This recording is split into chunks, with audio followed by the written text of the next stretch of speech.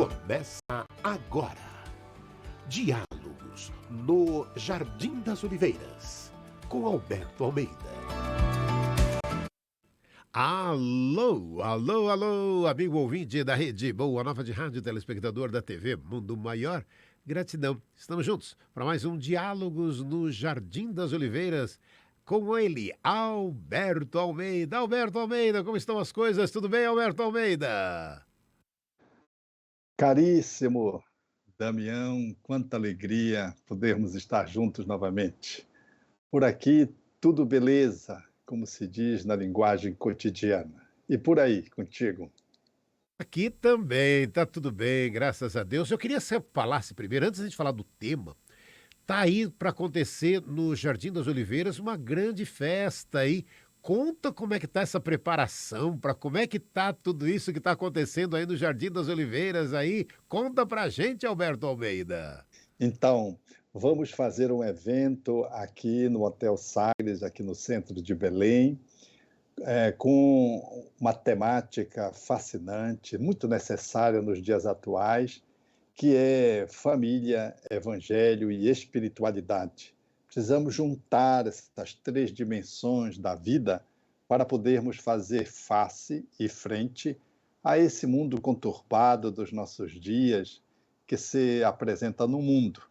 E dentro dessa temática bem abrangente, desse guarda-chuva, vamos estar fazendo a abordagem sobre o aborto, naquilo que tange a visão da ciência e a visão da espiritualidade, abordar sobre a autoridade dentro do lar, como é que os pais manejam essa autoridade, analisarmos as relações românticas, como é que se relacionam os casais, as relações de namoro, o que é que importa nessas relações, o que é que distancia, o que é que aproxima, enfim, vamos estar tratando desses assuntos palpitantes, pregando sempre a família, o aspecto da espiritualidade e o Evangelho de Jesus como uma fonte inspiradora de recursos, de competências, para que possamos fazer o manejo desses temas desafios. Então, será sábado, exatamente no dia 26, nós vamos estar o sábado de manhã e à tarde juntos, trazendo duas amigas, uma do Rio de Janeiro e outra de São Paulo, a Ana Teresa Camasmin, do Rio, e a Eulália Bueno, lá aí da tua terra, de São Paulo. Elas estarão juntamente conosco para levar essa temática, que será sempre uma festa, como você bem disse, dando ensejo que possamos mergulhar no 8º Encontro dos Amigos do Jardim das Oliveiras. É um evento que se faz anual, sempre no segundo semestre, e nós vamos estar juntos fazendo, portanto, essa festa. Aqueles que estão nos ouvindo e que têm a possibilidade de participar presencialmente, nós contamos com a possibilidade da inscrição no Simpla, ou aqueles que estão aqui em Belém, já vivenciando nessa convivência, poder ir se inscrever no Shopping Center, no Café do Shopping Center Boulevard. Lá também as inscrições estão disponíveis. Ou na hora, exatamente às 20 horas do sábado, dia 26, o sábado próximo. É uma festa de espiritualidade, de família e de evangelho nos corações de Belém do Pará. E lembrando que esse evento, né, Alberto Almeida, é em prol aí de todo o trabalho no Jardim das Oliveiras, é isso também? Verdade. Esse evento é sempre daqueles que se associam no propósito de poder tornar as famílias cada vez mais promovidas, saindo da condição de vulnerabilidade para alcançar a sua dignidade social. É um evento aberto ao público em geral, não é um evento estrito aos espíritas, nada obstante, a abordagem tem esse enfoque.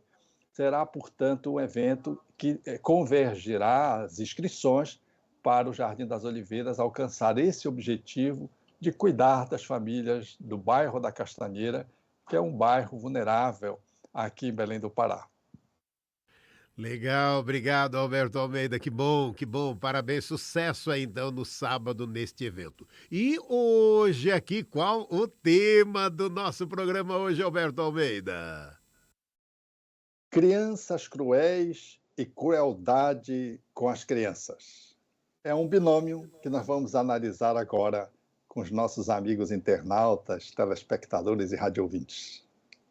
Então, a partir de agora, Alberto Almeida.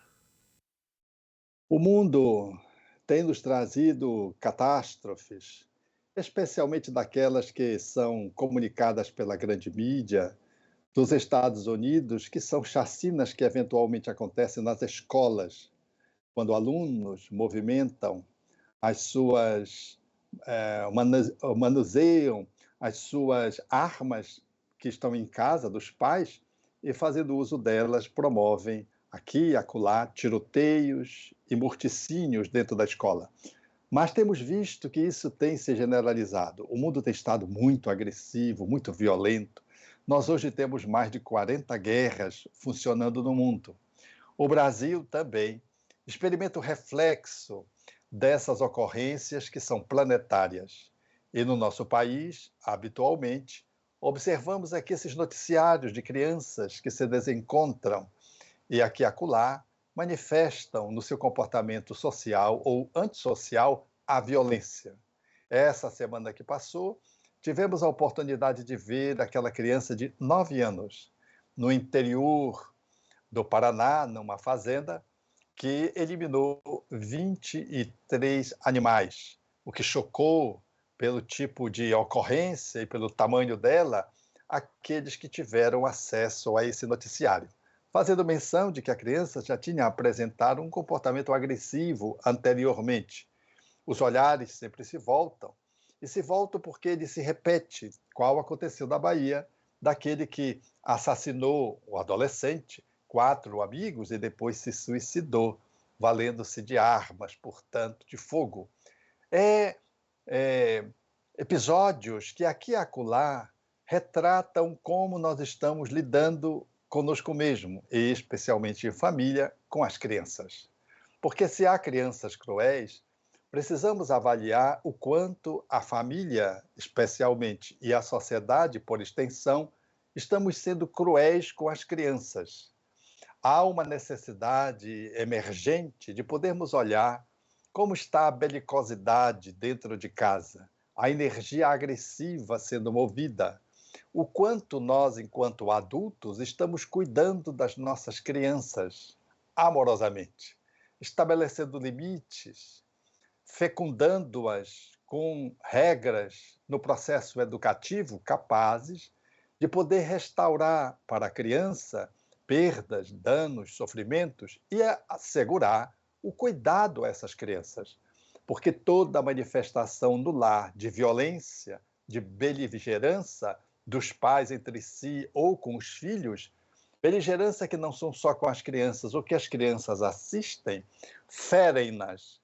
E esse processo educativo, doméstico, quando ele está pautado numa educação mortificadora, militaresca, onde a criança muitas vezes experimenta do pai ou da mãe atitudes de violência doméstica para com elas mesmas, quando essas crianças são, portanto, abandonadas, rejeitadas ou experimentam a agressividade no lar, não poucas vezes, elas, em função dos traumas sofridos, reeditam esses traumas nos seus comportamentos, denunciam através das suas atitudes naquilo que na psiquiatria chamaríamos de distúrbios da conduta, os transtornos da conduta, que têm manifestações variadas, mas que traduzem crianças que se mostram demasiadamente agressivas, que matam as aulas, que mentem com frequência, que são exageradamente agressivas, que enfrentam os pais, que provocam,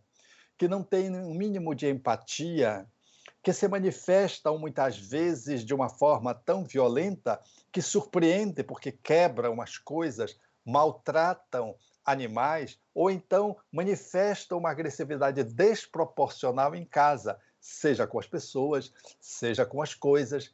Crianças, portanto, que se colocam num comportamento de conduta antissocial, anormal, disfuncional, ensejando que na escola isso se repita, não só no lar, mas na escola, isso se traduza também na violência entre os colegas, com os professores, às vezes lançando mão de uma arma branca, às vezes de uma arma de fogo, quando tem acessos, qual aconteceu essa ocorrência da Bahia com o adolescente.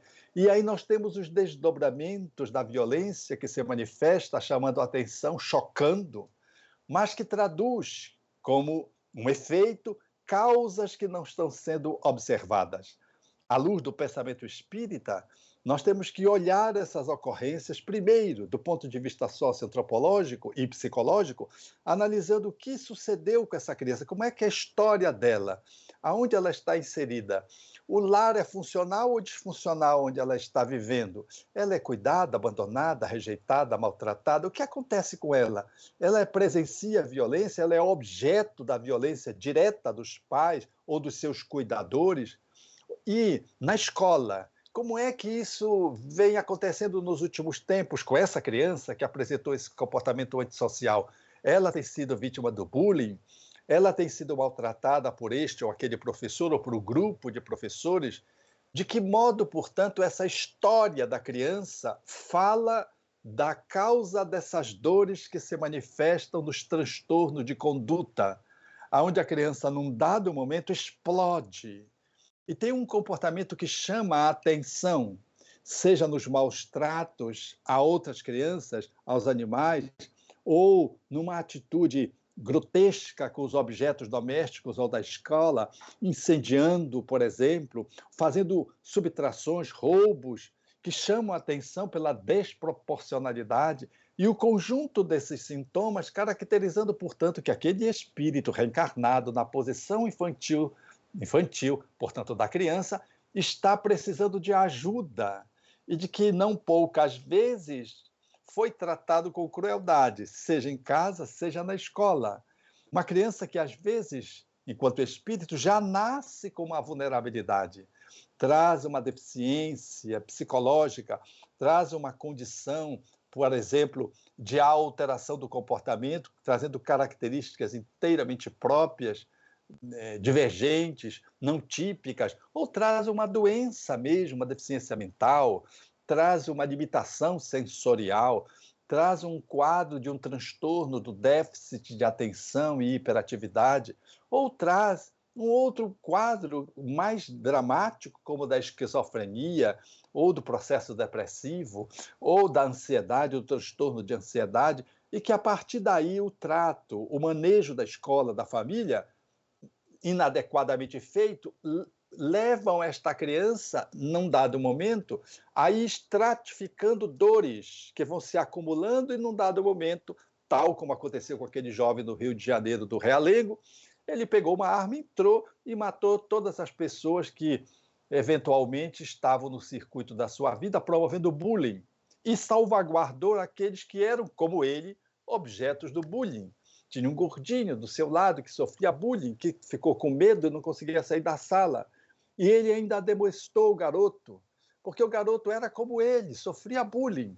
E depois de promover tudo isso, o suicídio quase sempre vem em seguida dessas almas que fracassam ou demonstram o fracasso do processo educativo, escolar, familiar, demonstrando que nós estamos precisando olhar para essa dinâmica doméstica com mais atenção, com mais cuidado, porque há, numa certa medida, crianças que são atendidas cruelmente, e a crueldade não é só a mortificação física, às vezes é a frieza da emoção, é a rejeição, é o abandono, que faz com que esses comportamentos, gênese de processos interiores de agressividade, mais tarde compareçam, demonstrando na frieza de um jovem ou de um adulto que vai se transformar numa personalidade antissocial e muitas vezes num serial killer, levando a sociedade a experimentar em si tudo que ele experimentou, estocado que foi ao longo da sua história infantil, juvenil,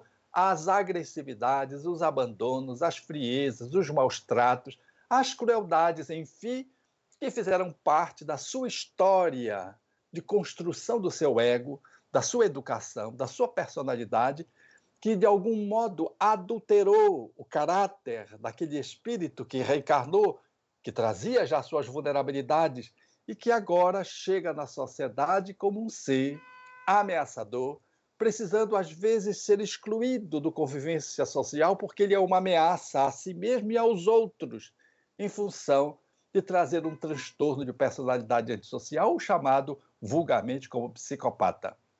Então, quando olhamos na atualidade essas ocorrências, e eu não sei a história da criança de 9 anos do Paraná, a sua história, o que está por trás, mas também poderíamos dizer que atrás de todas as histórias, para além do que acontece no cotidiano do processo educativo, alguns espíritos nascem, trazendo uma grande impulsão para o desequilíbrio mental, em função de serem espíritos que se perderam de si mesmo, cometeram muitos delitos, e a culpa misturada com a raiva, o ódio se juntam, e nesse mix de ressentimento e de remorso, esses espíritos, quando reencarnam, desde cedo apresentam um distúrbio mental, desenvolvendo um quadro, por exemplo, do transtorno da esquizofrenia, chamada hebefrênica, bem cedo, bem jovens, demonstrando, portanto, que mesmo tendo um lar equilibrado, que possa lhe ter oferecido normativas adequadas do ponto de vista da ética, da moralidade, do amor, eles se desequilibram, porque são espíritos que trazem as injunções disfuncionais endógenas, ou seja, eles trazem de outras vidas. Então, junta-se numa análise kardeciana as alterações daquilo que se faz nesta vida, enquanto processo educativo, enquanto manejo escolar, enquanto história do espírito desde a concepção, mas o que o espírito conseguiu construir dentro de si mesmo em outras existências. E às vezes o destrambelho, os desacertos, as desconstruções que ele a si mesmo se impôs, faz com que ele renasça com extrema vulnerabilidade. E ainda que receba um lar saudável, funcional e uma escola bem preparada, ele pode se desequilibrar num dado momento, porque o desequilíbrio está íncito no seu psiquismo.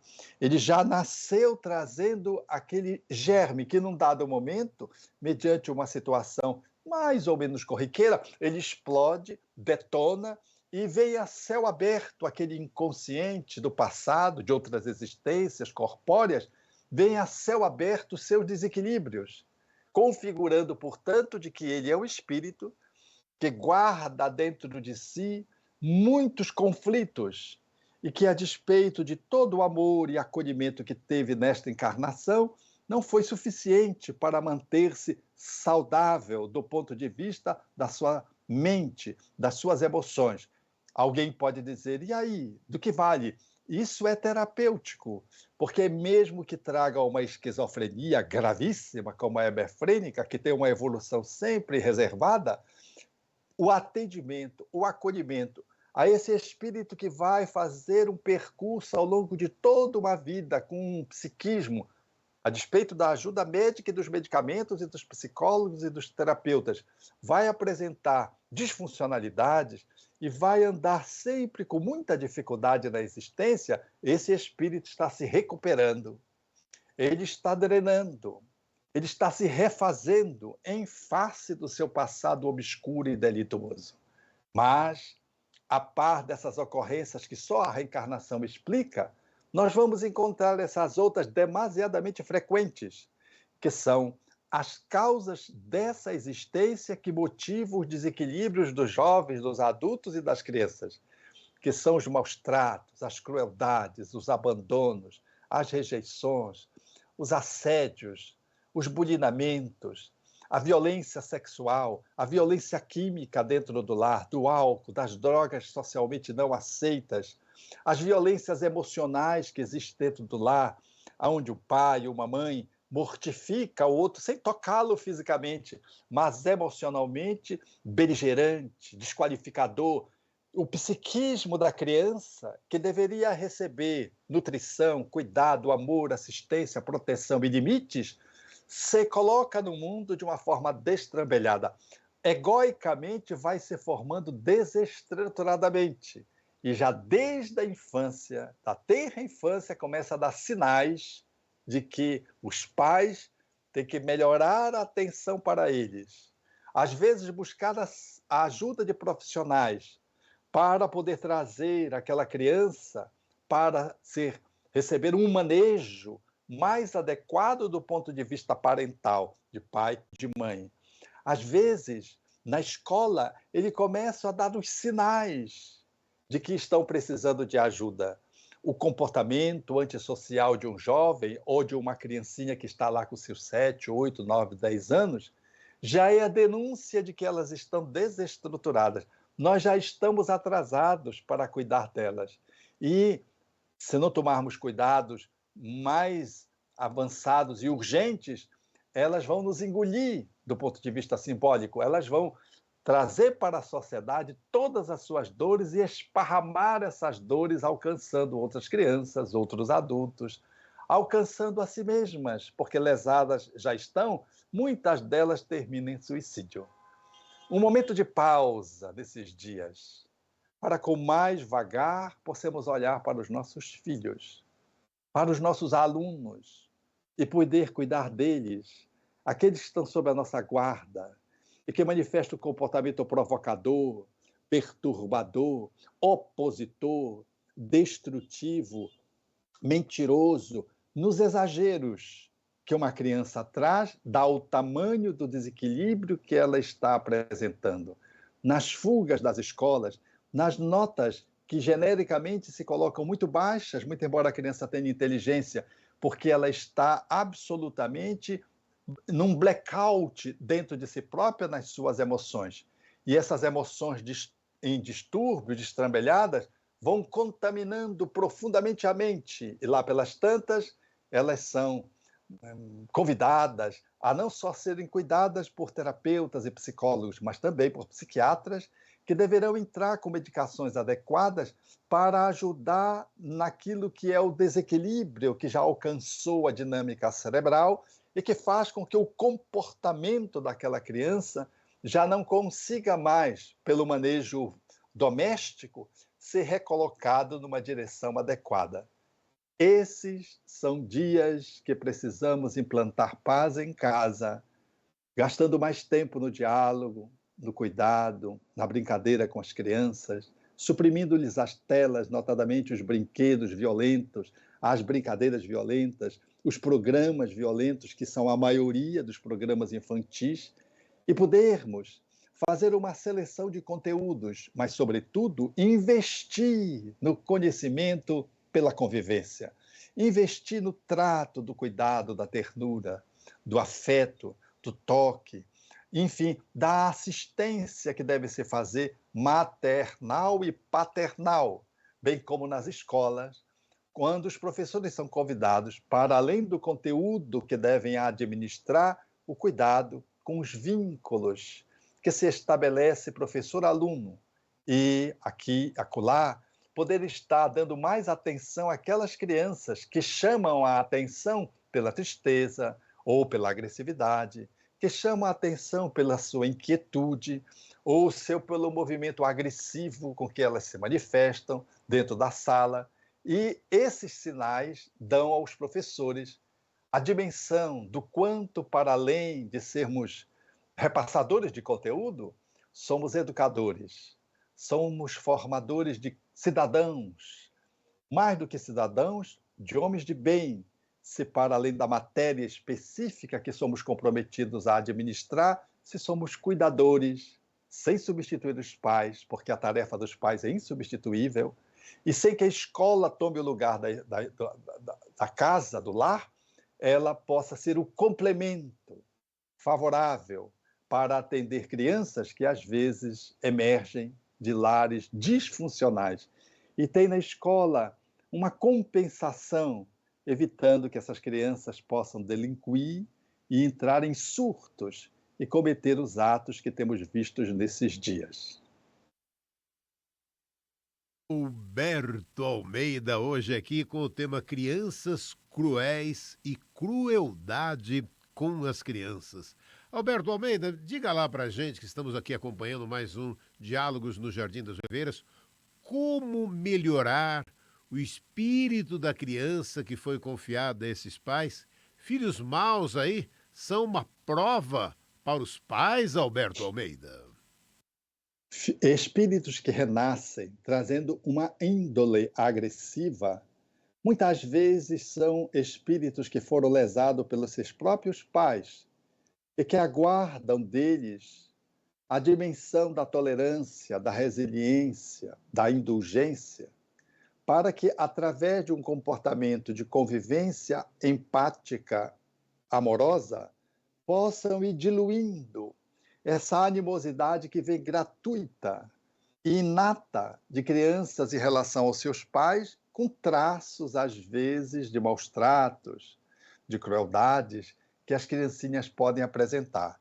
Eu digo com traços, porque todas as crianças mordem, puxam o cabelo, isso é normal, jogam os objetos. Isso faz parte da dinâmica do desenvolvimento sensório-motor de todas as crianças. Morder, puxar o cabelo. Essas atitudes infantis não devem ser tomadas à conta de desequilíbrio. Temos que apenas encontrar o manejo para poder fazer dos gritos das crianças, das atitudes físicas que parecem descontroladas, pega o óculos de alguém e quebra, por exemplo. Às vezes a criança nem sabe o que é óculos, ela não tem essa consciência de quebrar, ela fez no movimento, ainda motor grosso, ela não tem sintonia fina, motora, então ela faz esse movimento. E às vezes agressiva, ela pega, joga no chão, ela não sabe se é um copo ou se é uma bola de papel, ela joga no chão mostrando a sua agressividade, precisando de um manejo dos pais. Isso não pode ser tomado à conta de crianças que trazem transtorno de conduta, nem distúrbios de natureza psicológica e emocional que necessitem de um atendimento especializado, não. Isso faz parte do manejo educativo. Mas aquelas crianças que já trazem desde o berço um foco contra o pai ou contra a mãe, uma rejeição graciosa, que a gente fica sem entender, porque levamos às vezes até na graça mesmo em relação ao pai ou à mãe, aonde ela não quer o colo, aonde ela não aceita, aonde ela chora quando o pai ou a mãe pegam, porque ela rejeita aquele pai ou aquela mãe, nós vamos entender à luz da reencarnação que nós estamos diante de desencontros do passado ao encontro de novas modalidades de interação no presente. Esse pai está convidado a conquistar aquele filho, que desde cedo dá sinais, pelas tendências e impulsos, de que tem uma encrenca com o pai, aquela com a mãe. E assim, nós vamos investindo na convivência, no trato indulgente, na relação empática compassiva, na estratégia de poder respeitar os limites da criança, mas poder nutri-la emocionalmente, amorosamente. Aos poucos nós vamos vencendo essas barreiras que vão caindo e a criança, então, vai reconquistada pelo pai ou pela mãe, aquela pessoa com quem ela tem um conflito, tem uma dificuldade inata, resultante de outra vida, aos poucos ela vai se entregando. E ali os inimigos do passado se transformam em amigos do presente. Agora, antes de chegar nessa abordagem, com essa interpretação, precisamos avaliar se a criança que está agindo assim, ela não está apenas como reação à forma como ela está sendo tratada em casa, seja pelos pais, seja pelo um terceirizado cuidador que você confia o seu filho. Às vezes, essa forma dela se manifestar é uma denúncia. Precisamos estar atentos para não colocarmos tudo numa outra vida, porque algumas dessas ocorrências, ou talvez a maioria, estão relacionados ao aqui e agora. Uma criança que rejeita a mãe, por exemplo, que se ausenta muito do lar, e uma forma que ela tem de denunciar essa ausência é rejeitar a mãe. Quando a mãe chega, ela não quer saber da mãe. Na verdade, ela está carente de mãe. E a forma que ela tem de dizer que a mãe está muito ausente é não querendo ir com a mãe. Quando vai, faz tolices que ela não estava fazendo antes da mãe chegar. Então, isso são códigos psicológicos. A criança não sabe se expressar pela idade, 3, 4, 5 anos, e dizer, mamãe, a senhora está muito ausente de casa, estou me sentindo muito carente, eu sou uma criança, a babá me aperta o braço. Ela não sabe dizer isso. Você tem que estar mais presente, você tem que me levar consigo a algumas das suas atividades, a despeito de eu dar de ser uma dificuldade para você, mas é melhor você me levar do que você me deixar em casa, porque depois, quando você chega, aqui o monstrinho que eu me torno, você vai ter que resolver a encrenca. Ela não pode, ela não tem condição de dizer isso. Então, ela fala através do seu comportamento e das suas emoções. E os pais precisam estar atentos para decodificar e não para fazer um julgamento superficial, achando que é um problema de outra vida ou que é uma influência espiritual, porque às vezes é, mas na maioria das vezes é uma demanda do aqui do agora que nós estamos negligenciando e que estamos passando batidos e não estamos conseguindo ler para atender as crianças adequadamente. Eu quero agradecer a todos que estão nos acompanhando na Alemanha, no Brasil, pelo país inteiro. Mais um Diálogos no Jardim das Oliveiras com Alberto Almeida. E Alberto Almeida, algumas participações. Delise Maria Sense. Minha neta tem uma colega de aula que já falou várias vezes que vai matá-la. Eles têm, Alberto Almeida, 6 e 5 anos. E observando, ainda ela complementa aqui, observando o comportamento, conseguem perceber. Tem mais participações aqui, Sandra Lobato, como temos que ser cuidadosos com os pequeninos. Ludmila Oliveira, como seria bom se todos compreendessem sobre o espiritismo. Hoje existem muitas crianças e adolescentes com essa característica sem suporte e muitos pais, Alberto Almeida, sem nenhuma estrutura para ajudar essas crianças. E a Eugênia Domingos finalizando aqui, o que dizer das pessoas que se sentem como animais? Alberto Almeida. Transtornos. Há transtornos que hoje se fazem no mundo. Os transanimais, as pessoas adultas, jovens e hoje crianças, que se apresentam como transanimais, deveriam ser olhadas de um lugar onde se pudesse fazer uma percepção do seu percurso psicológico. Porque, em nome da liberdade, nós vamos observar que, às vezes, nós estamos num comportamento bizarro, desequilibrado. E se, em nome da liberdade, aceitarmos tudo como adequado ou normal, corremos o risco de deixar de ajudar uma pessoa que está pedindo ajuda quando se apresenta trazendo características que fogem tanto da habitualidade, do contexto social antropológico, que não tem como se olhar a não ser numa perspectiva do âmbito do transtorno. Então, precisamos olhar com mais clareza isso, porque tem havido uma exageração nesse campo quando as pessoas tudo podem. A mim me assusta ver os objetos, a pessoa não se identificar como uma pessoa humana, ela se identifica com objeto. E aí eu sou chamado, em sociedade, a dizer que essa pessoa está normal, porque ela se identifica como uma cadeira, ela é uma cadeira. Ela não é uma pessoa, porque ela tem a liberdade de ser como ela é. Ela tem a liberdade de ser como ela é, ou eu tenho a obrigação, como cuidador dela, pai, mãe, esposa, esposo, de poder assistir e ver o que é que está por trás de alguém que deixa de ser humano para ser uma cadeira, um objeto ou um animal e anda rastejando nas ruas como se fosse um animal.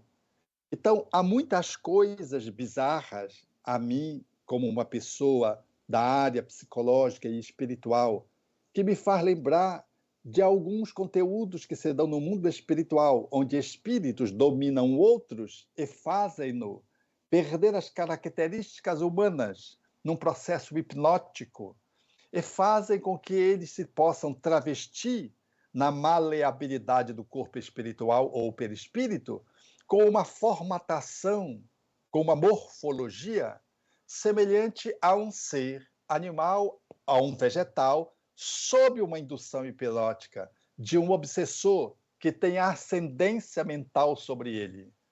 Esses processos são descritos na literatura espírita, especialmente por Chico Xavier, quando o espírito André Luiz narra a dinâmica da licantropia ou da zoantropia, aonde, sob uma ação mental, alguém domina alguém e falo perder as características humanas e assumir do animal, porém o psiquismo é de uma pessoa humana que está dominada pela outra, manifesta ali no comportamento de uma cobra, de um urso, de um tigre, sob o domínio, portanto, hipnótico. Eu estou citando isso porque a literatura espírita é farta de material que nos sugere reflexões para acolhermos as nossas crianças e não legitimarmos algumas coisas que às vezes estão no campo da fantasia.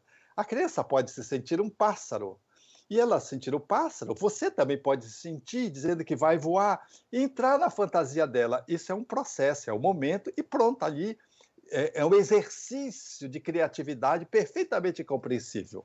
Mas quando uma criança se identifica como um animal e quer se vestir como animal e quer se comportar como animal, há alguma coisa que revela que não está bem nessa criança e de que ela está precisando de um atendimento especializado. Quando ela se identifica com o objeto e quer ser um objeto e quer permanecer com o objeto, então demonstra que aquela circunstância é uma circunstância que exige o atendimento de profissionais da área do comportamento e profissionais da área médica, porque a criança está doente. Nós vamos lá para o Código Internacional de Doenças para avaliar que existem muitos dramas dessa ordem, e não é da agora, já existia. Então, precisamos ter a medida das proporções, porque senão nós vamos entrar num comportamento tão bizarro que depois a gente não sabe quem é que está disfuncional, se aquele que se sente como um animal ou aquele que é o que acolhe o outro como sendo um animal em nome de uma liberdade, deixando de cuidar de alguém que está ali manifestando a necessidade de ser cuidado através de um comportamento que foge absolutamente a qualquer exame de racionalidade e de bom senso de que aquilo seja um comportamento adequado, evolutivo, adaptativo, crescente. Não, é algo que está precisando de uma intervenção. Isso é uma coisa que nós precisamos estar muito atentos, porque tem se multiplicado no mundo essas circunstâncias. E eu tenho, do ponto de vista do comportamento, lidando com as pessoas, prestado bastante atenção, porque há ocorrências que são tão estapafúrdias que nós ficamos a pensar na normalidade e naquilo que é o inabitual, porque uma coisa é a diferença, aceitar a diferença, respeitar as diferenças, e uma outra coisa é alguém estar em surto. Eu posso achar muito normal que uma pessoa surte e se projete de um prédio para voar, eu estarei sendo cúmplice de um suicídio motivado por um delírio, por um quadro delirante de um doente psiquiátrico. Mas eu posso dizer, não, ele tem a liberdade de sentir um pássaro e pular de um prédio, porque ele vai voar. Eu vou ser cúmplice de um homicídio e eu serei, em parte, configurando-me como sendo alguém, pela minha omissão, alguém que participou daquele suicídio como um homicida potencial, porque deixei de intervir em alguém em nome da liberdade. Eu estou dando esse exemplo porque são exemplos que acontecem nos dias a dias. As pessoas se sentem como sendo uma outra coisa, às vezes não é nem um animal, é uma coisa, e a gente vai achar normal porque é normal. Outro dia eu vi o cidadão que estava se identificando com o robô, estava querendo casar com o robô no Japão. Então é assim, as pessoas querem casar com o robô, e são circunstâncias que merecem uma análise. O que está por trás de alguém que quer casar e quer legalizar a sua relação em cartório com o robô?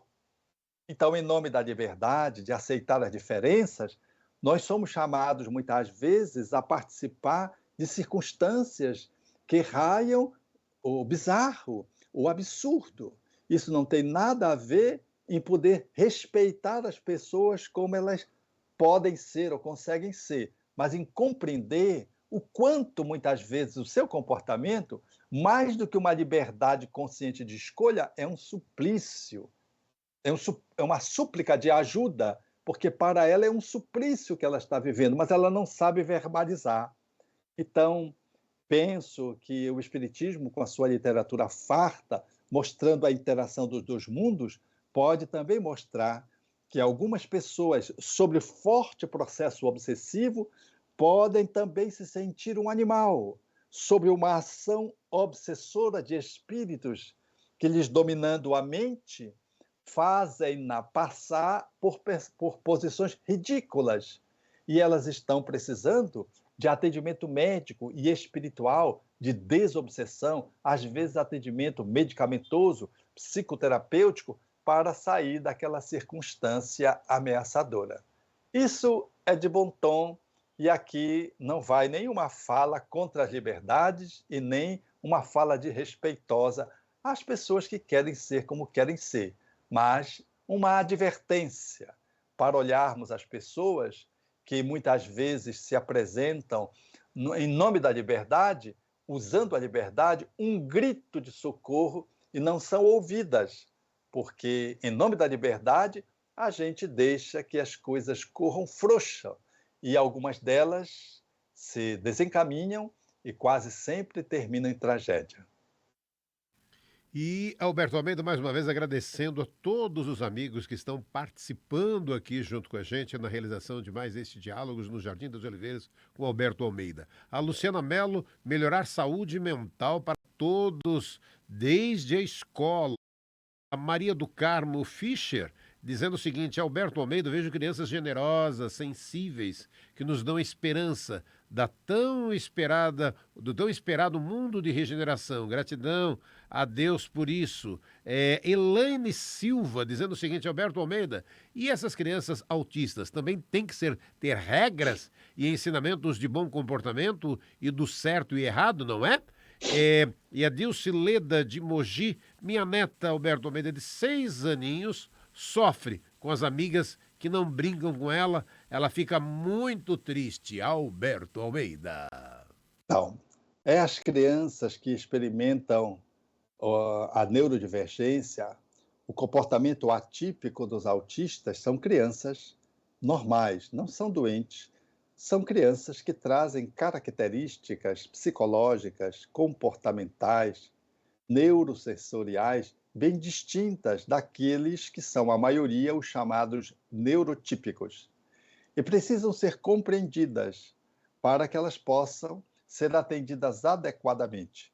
Essa percepção da realidade faz com que, do que elas são, faz com que os pais possam acolher melhor esses filhos e experimentarem um manejo adequado, evitando que o mau procedimento, o desconhecimento, a ignorância, faça com que os pais ou a escola, os educadores, estabeleçam intervenções que gerem no autista comportamentos disfuncionais, porque a criança na escola neurotípica, sendo autista, ela não é atendida adequadamente. E o problema não é dela, o problema é de inclusão. E aí a escola, quando consegue fazer essa inclusão de uma forma adequada, o autista, como o TDAH, como alguém que apresente uma deficiência, por exemplo, sensorial, poderá participar dentro da escola, que os inclui de uma forma adequada, sem que se sintam estranhas, sem que se sintam menos, sem que se sejam desrespeitadas e sofram bullying. Mas nós estamos numa marcha ainda de ignorância, necessitando de conscientização e de esclarecimento para criarmos espaços para além do lar, a começar pelo lar, mas para além do lar, aonde os espaços sociais possam contemplar as crianças, os jovens e os adultos, que são os neurodivergentes, que são os neuroatípicos, sejam restaurantes, sejam os supermercados, sejam as escolas, sejam os shoppings, aonde as características do lugar, quando observam esse grupamento humano diferente, fazem uma inclusão de uma forma adequada e esses espíritos têm, na sua condição de poder inserir-se socialmente, diminuído os prejuízos de serem diferentes, porque quando a gente é diferente, tudo é feito para a maioria, aí a gente fica excluído, aí a gente sofre prejuízos. Esses citados aqui por mim sofrem tanto mais prejuízos quanto menos eles são considerados, entendidos, e quanto menos os espaços se abrem para melhor atendê-los. Caminhamos para uma sociedade mais plural, onde cada um vai ter, enquanto criança, enquanto jovem, enquanto adulto, os seus espaços melhormente delineados no movimento de inclusão, que é o movimento que, ao lado dos neurotípicos, outras manifestações atípicas são contempladas adequadamente. É o mundo de regeneração que está chegando. Roberto Almeida, a gente está encerrando mais um Diálogos no Jardim das Oliveiras. Eu trago aqui a Esther de Camaragibe, no Pernambuco, dizendo o seguinte: um cheiro grande para o Alberto Almeida e a todos vocês. Alberto Almeida é um presente de Deus. Alberto Almeida, semana que vem estaremos juntos com mais um programa, Alberto Almeida. Gratidão. Gratidão, gratidão, gratidão.